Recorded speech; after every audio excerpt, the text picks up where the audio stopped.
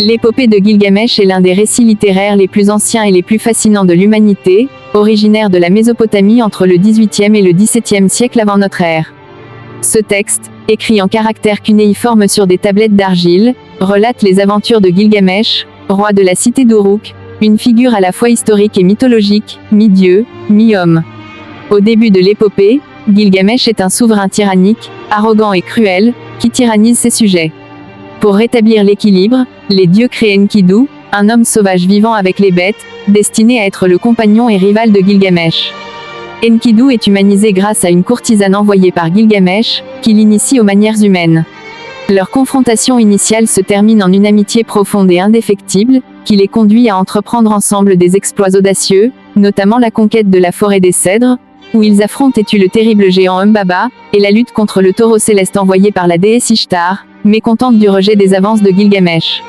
L'amitié entre Gilgamesh et Enkidu est au cœur de l'épopée et symbolise la rencontre entre la nature sauvage et la civilisation, entre la force brute et la sagesse. Après leur victoire contre Humbaba et le taureau céleste, Enkidu est maudit par les dieux en raison de son affront à Ishtar et meurt, plongeant Gilgamesh dans un profond désarroi. La mort de son ami confronte Gilgamesh à sa propre mortalité et à la fragilité de la condition humaine, déclenchant en lui une quête désespérée d'immortalité. Il part alors à la recherche d'Utnapishti, un être immortel qui lui raconte l'histoire du déluge, une inondation divine qui a presque anéanti l'humanité. Utnapishti énonce à Gilgamesh que l'immortalité est hors de portée des hommes, mais lui transmet la connaissance du savoir ancien et une plante capable de restaurer la jeunesse, qui sera malheureusement dérobée par un serpent.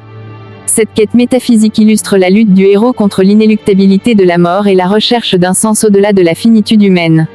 L'épopée, au-delà d'une simple aventure héroïque, est une méditation profonde sur la vie, la mort, la sagesse et la nature du pouvoir. Gilgamesh, en roi exemplaire et héros légendaire, évolue tout au long du récit en réalisant que l'immortalité physique est inaccessible et que la véritable éternité réside dans l'héritage qu'il laisse à Uruk, à travers ses actions, son influence et l'histoire qu'il transmet. Le texte souligne ainsi les limites humaines et la nécessité de trouver la paix intérieure en acceptant le cycle naturel de la vie.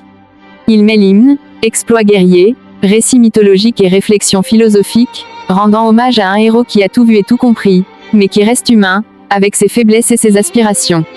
Considéré comme un des piliers de la littérature mondiale, l'épopée de Gilgamesh a influencé de nombreux récits mythologiques et religieux, notamment les récits bibliques comme celui du déluge.